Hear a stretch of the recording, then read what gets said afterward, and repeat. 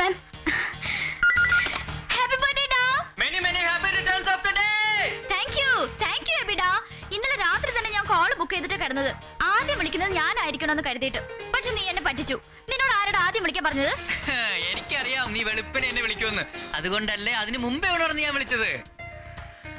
നമ്മൾ ഒരുമിച്ചല്ലാത്ത ആദ്യത്തെ ബർത്ത്ഡേ ജീവിതത്തില്. ഐ മിസ് യു ഡാ. മിസ് യു ടു ഡാ. കഷ്ടായി പോയി. ഞാനിവിടെ ആരോടും മിണ്ടിട്ടില്ല ബർത്ത്ഡേയുടെ കാര്യം. സണ്ണി ചായനോടും ബേബ് ആന്റിയോടും പപ്പയോടും മമ്മിയോടും ഒക്കെ പറഞ്ഞേക്ക് ഇന്ന് ആഘോഷം ഒന്നും വേണ്ടാന്ന്. ഞാൻ വന്നിട്ട് നമുക്ക് ഒരുമിച്ച് അടിച്ചു പൊളിക്കാം. ഓക്കേടാ. പിന്നെ നിനക്കൊരു സർപ്രൈസ് ഉണ്ട്. അതിനു മുൻപ് നിനക്കും ഉണ്ട് ഒരു സർപ്രൈസ്. അതെന്താ? ആദ്യം നിന്റെ സർപ്രൈസ് പറ. ആദ്യം നീ പറ. ഓക്കെ, നീ ഫോൺ വെച്ചിട്ട് നേരെ വീട്ടിൽ ചെന്ന് എന്റെ ബെഡ്റൂമിൽ ഹെഡ് റെസ്റ്റിന്റെ മുകളിലെ ഷെൽഫ് തുറന്നു നോക്ക്. ഓക്കെ, അതിനു മുമ്പ് എന്റെ സർപ്രൈസ്.